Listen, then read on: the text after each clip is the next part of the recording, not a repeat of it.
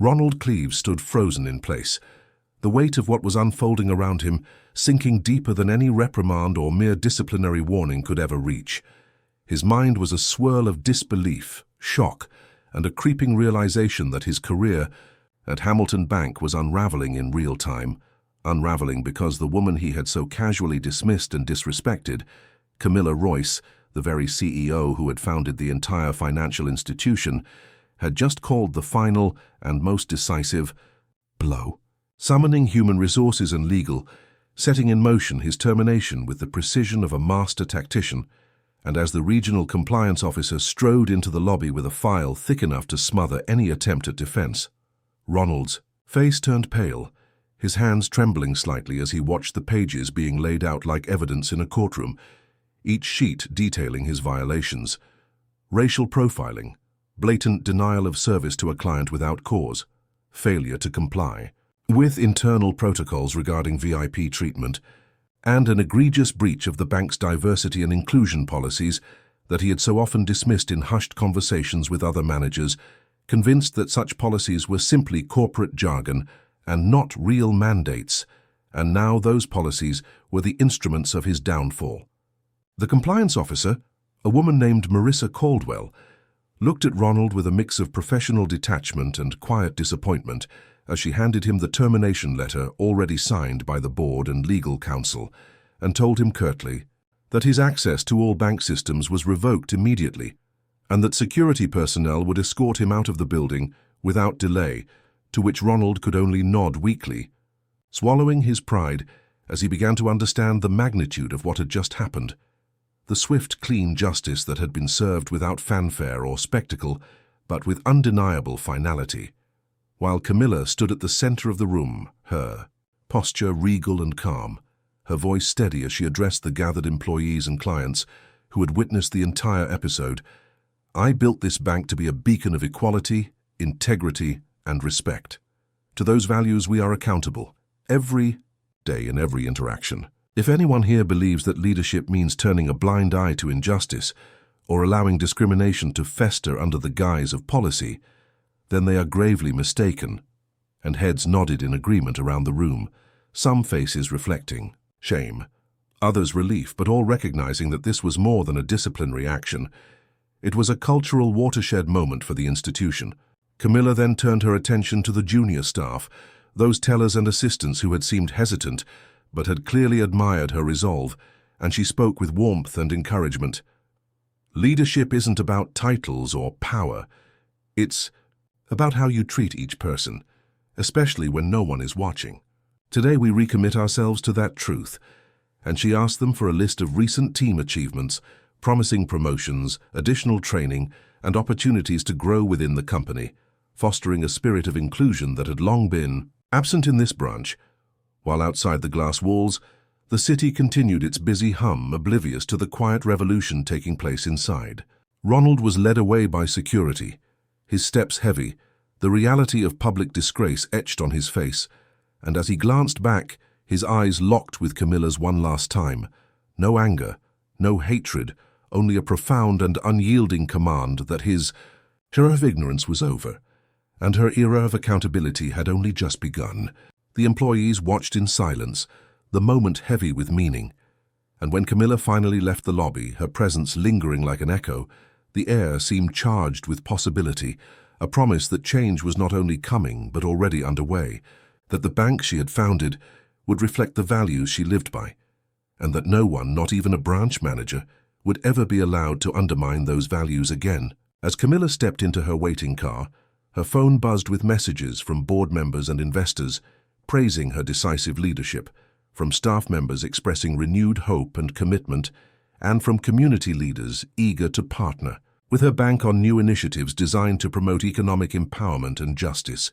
In that moment, she allowed herself a brief smile, not of triumph over Ronald Cleves, but of determination to continue the fight against the subtle but powerful forces of bias and exclusion that she had encountered countless times in her life and career, a fight she would never stop because for Camilla Royce, success was not just about wealth or position. It was about breaking barriers, shattering stereotypes, and making sure that dignity was a right, not a privilege.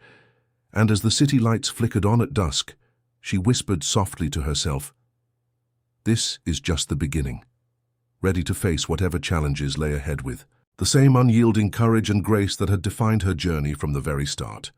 The marble floors gleamed beneath the heels of Camilla Royce as she stepped into the Hamilton Bank's flagship downtown branch, a building she herself had chosen the architecture for, its tall glass walls symbolizing transparency and strength. Though ironically, both qualities seemed absent in the way its staff conducted themselves that afternoon.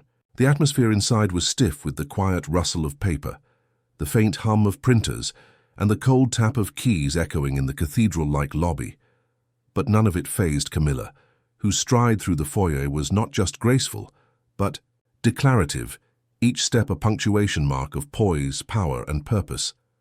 She was clad in a tailored navy blue business suit that hugged her commanding frame like it was crafted by a couturier who understood royalty, and her silver brooch, an eagle in flight, wasn't just for style, it was a subtle signal to those who knew. This woman was not here to ask for permission. She was here to remind the world who she was. As she approached the VIP desk, the receptionist, a young man with freshly gelled hair and an air of distracted indifference, barely glanced up before stiffening at the sight of her confident presence. Something about her unsettled him, as if her energy disrupted the sterile hierarchy the bank tried so hard to maintain. "Good afternoon," she said smoothly, her voice like silk over steel. "I'd like to make a withdrawal." And as she provided her name, Camilla Royce, the young man blinked, uncertain, typing her details with the mechanical speed of someone not truly registering what he was doing, until the numbers loaded and his eyes bulged for a split second, before he caught himself, feigning calm. "Please have a seat, Ms. Royce. The branch manager will assist you," he said, as though she were some eccentric walk-in, instead of the architect of the very system he relied on to keep his job. She thanked him politely and took a seat, not because she needed to, but because she knew what was coming, and she wanted to see just how far their bias would go before the curtain was ripped away. Within moments, Ronald Cleves, the branch manager, emerged from his office with the kind of leisurely arrogance that only comes from years of getting away with mediocrity, his tie slightly crooked, his silver tie clip gleaming, and a faint smirk playing on his lips as he strolled over, clearly having been briefed that a client with questions needed assistance. Ronald, who prided himself on knowing every face that mattered, took one look at Camilla and immediately slotted her into the mental category of high maintenance but expendable, the type of customer he could bully with policy jargon and passive-aggressive professionalism, never suspecting that this particular woman didn't just read the policies, she wrote them. "Yes, ma'am, I understand you wish to make a withdrawal," he said, oozing fake courtesy.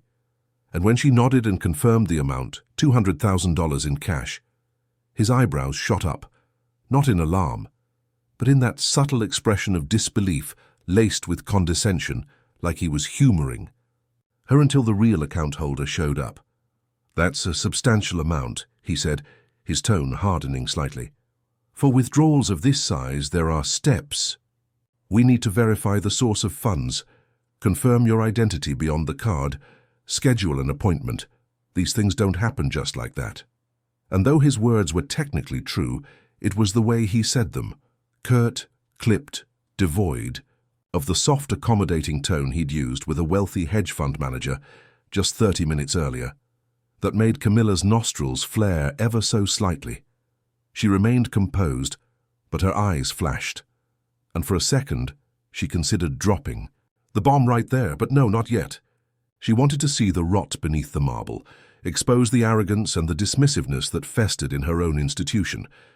"That's fine," she said, cool and measured. "I'll wait." And Ronald, clearly interpreting her patience, as acquiescence, smirked and gestured vaguely toward the lobby, before striding back to his glass-walled office like a conquering general retreating to his tent. Behind the glass, he turned to his assistant, shaking his head with a chuckle that was meant to be private but wasn't, muttering something about some people not knowing their place, which made the assistant, young, eager, and spineless, laugh, nervously, not daring to disagree. Meanwhile, tellers whispered, eyes flitting toward Camilla, none of them recognizing her, none of them connecting the dots between the woman waiting quietly and the framed photo near the corporate wall upstairs, the one with her standing next to global investors, flanked by presidents, economists, and dignitaries. 7 minutes ticked by, each second sharpening the blade of the storm that was about to hit, and Camilla sat unmoving, her legs crossed, her fingers gently tapping her phone screen. Not to scroll social media, but to open the bank's executive app, the one that only 2 people in the entire company had access to. Her and the CFO. With a few taps, she viewed the live camera feed of the branch, activated a silent alert to corporate security, and authorized a temporary freeze on branch managerial privileges, all without lifting her gaze from the ornate ceiling chandelier that she remembered approving 5 years ago. Finally she stood, her presence quiet but commanding, and began walking, not to the desk, not to the teller, but directly into Ronald Cleave's office, bypassing the secretary who scrambled to "Stop her!" "Ma'am, you can't," the assistant began, but one look from Camilla silenced him and she opened the door without knocking. Ronald looked up, startled, already reaching for the security button under his desk when she held up her phone, displaying a live feed of the branch interior on a private banking interface. "Don't bother," she said calmly. "I've already locked your terminal." And for a moment Ronald's mouth worked silently like a fish gulping for air. "Who are you?" he asked finally, not out of curiosity, but dawning panic, as she stepped forward, placed her phone on his desk, and folded her arms. "Camilla Royce, CEO, founder, owner of this branch, this bank, and the paycheck you'll no longer be receiving," she said with a finality that hit like a thunderclap, and suddenly the room felt too small, too hot, too exposed. Ronald stammered, blathering about not being informed, that she didn't have an appointment. "That policy, save it," she said coldly. "Policy also dictates that Platinum executive members are to be served immediately, discreetly, and with full professional courtesy. Instead, I was profiled, dismissed, and disrespected. You failed not just as a manager, but as a representative of this institution's values." Outside the office, whispers turned to gasps as employees gathered, having heard the words "CEO" and "terminated," and now craning their necks toward the office. Camilla turned to the assistant, who stood frozen, and addressed him gently. "Call HR. I'll be conducting a full audit of staff training and branch behavior starting today. You'll be interviewed first," she said, before turning back to Ronald, who now looked pale and sweat-drenched, his arrogance shattered and replaced with the terrified awareness of just how deeply he had miscalculated. Camilla retrieved her phone, offered him one last look, not of anger but of disappointed resolve, and exited the office to the stunned silence of the entire floor, walking back to the reception desk where the original attendant stood, face pale, hands trembling. "Miss Royce, I didn't realize—" "Didn't," he stammered, and she gave a soft, curt nod. "Now you do," she said before glancing at her watch and adding, "Please have 200,000 prepared. I'll send someone to collect it shortly, and make sure it's done professionally. This time?" Then, with the same regal stride with which she entered, she exited the building, her heels echoing through the lobby, leaving behind a room full of stunned employees, a disgraced manager, and the unmistakable sound of a legacy being reclaimed, not with raised voices or threats, but with quiet, irrefutable authority that demanded no explanation, only respect. The silence that fell over Hamilton Bank's Branch 17 after Camilla Royce's final words, "You're done here," was not just the absence of sound, but a vacuum of authority, where the air itself seemed to hold its breath in reverence and in fear, as if the entire building had suddenly recognized its true master had arrived, and she was not here for ceremony, but for reckoning. Every eye in the room was pinned to her, including the tellers who had moments ago exchanged smirks and side glances at the demanding woman in the lobby, now straightening their backs as though posture alone could absolve complicity, and customers craned their necks, unsure of what exactly they were witnessing, but certain it was important, something rare and irreversible was happening in real time. Camilla's heels made a soft, deliberate click against the marble floor as she turned away from Ronald Cleave's, whose jaw now hung slightly slack, his clipboard forgotten on the desk, his throat working uselessly to conjure some form of defense. That wouldn't sound even more damning than his actions already were, but she wasn't listening.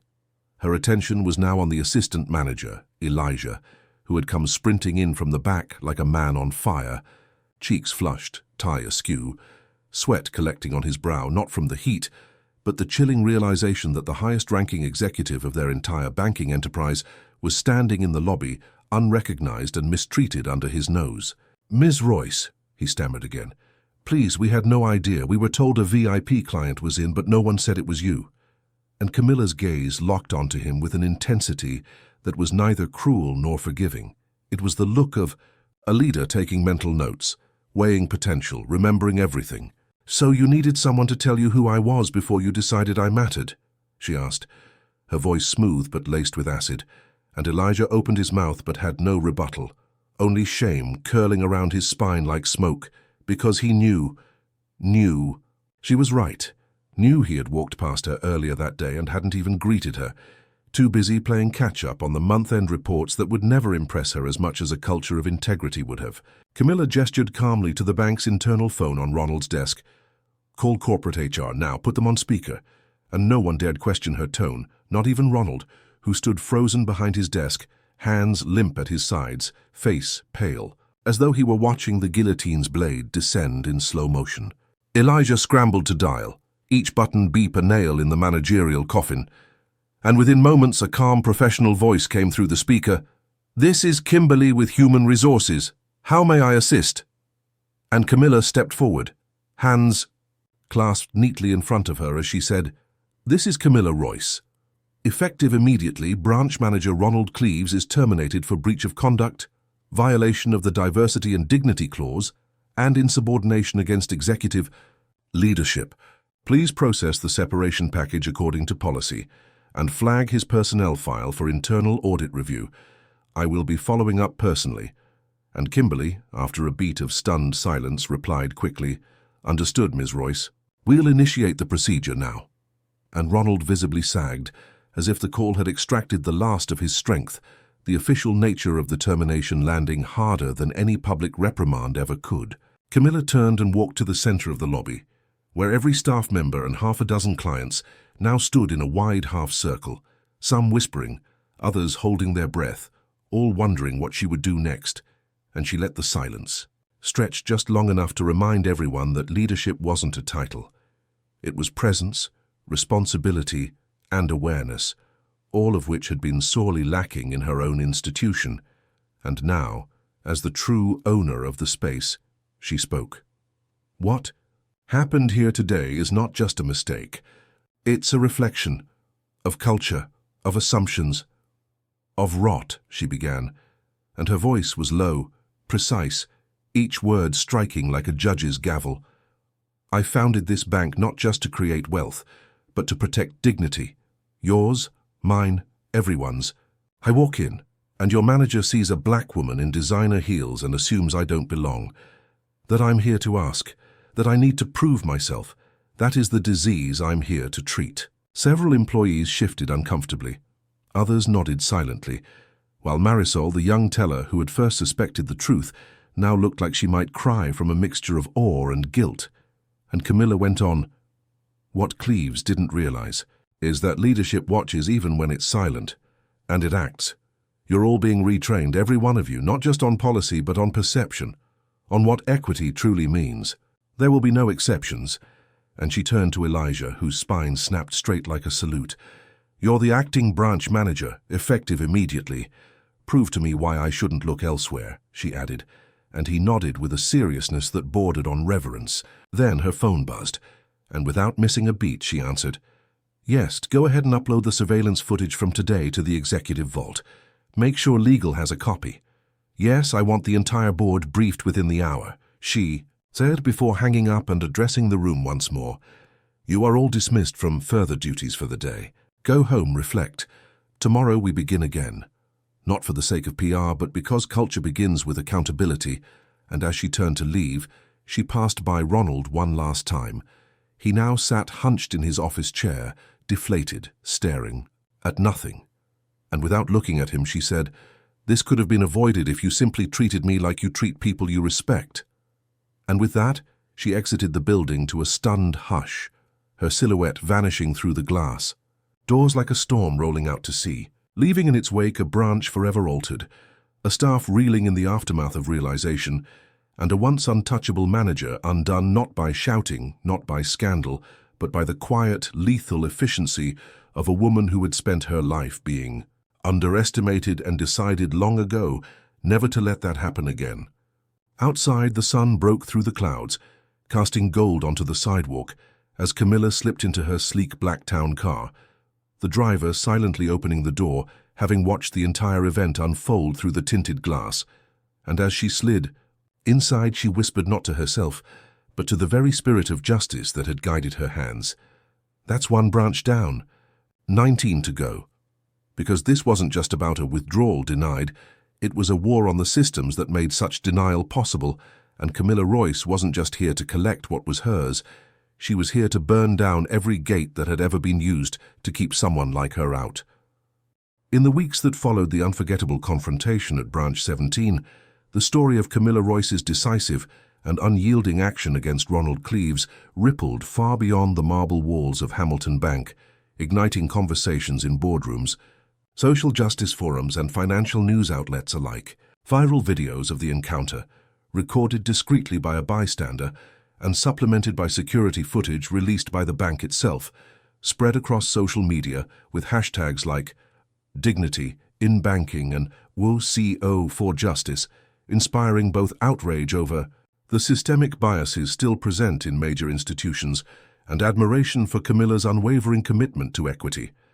Yet Camilla herself remained distant from the spotlight, viewing the viral sensation not as personal triumph, but as a clarion call to deepen and expand the work she had long championed.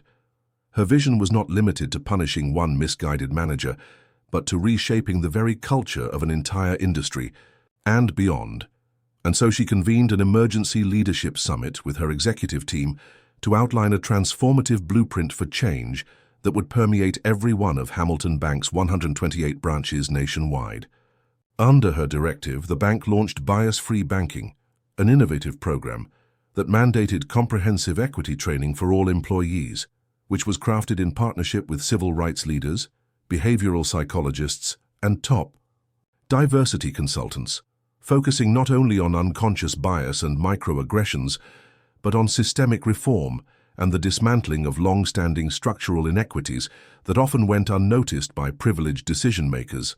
And with the introduction of anonymous client feedback mechanisms and blind audit reviews of employee conduct, the initiative ensured transparency and accountability, empowering customers to report mistreatment without fear of reprisal and compelling staff to uphold standards grounded in respect and fairness.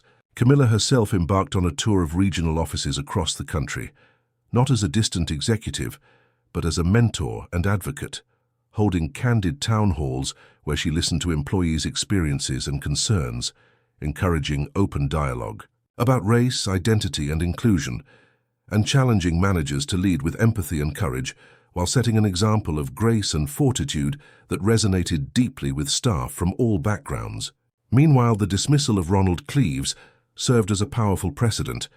His departure was not framed as personal vendetta, but as a clear message that tolerance for discriminatory behavior in any form would no longer be accepted, a stance that reverberated throughout the industry and pressured competing banks to re-examine their own policies and training programs. One of the most poignant moments of this renewed commitment occurred during a private meeting between Camilla and Elijah, the assistant manager who had courageously intervened during the incident and recognized her despite the initial oversight by others, where he confessed with humility, "I saw you that day and I remembered what my mother always told me, never assume someone's story by the cover they walk in with."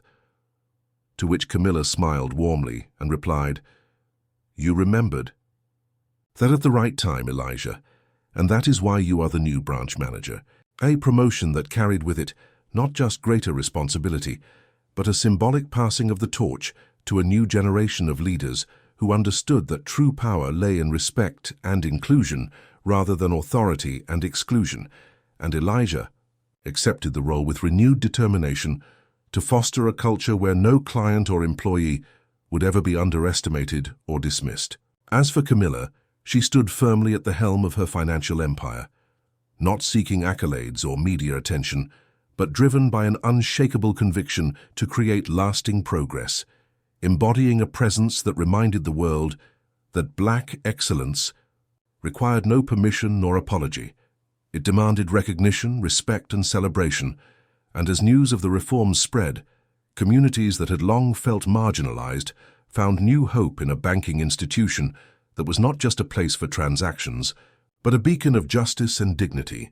Every woman of color who walked through the doors of Hamilton Bank thereafter was met not only with courtesy, but with reverence, their worth acknowledged unequivocally, their voices heard and valued, because Camilla Royce had redrawn the lines of legacy and leadership, transforming a singular moment of confrontation into a sweeping movement of empowerment and change, proving that one person's resolve, when rooted in purpose and principle, could indeed alter the course of history, redefine industry standards, and inspire countless others to rise, reclaim their space, and demand the respect they had always deserved. And so, as the sun set on the skyline of the city where her journey began, Camilla stood gazing out from her corner office, knowing that her fight was far from over, but certain that the path she was forging would illuminate the way for generations to come. She was no longer just a CEO, she was a movement, a force of change, and a living testament to the power of courage, conviction, and unyielding belief in justice.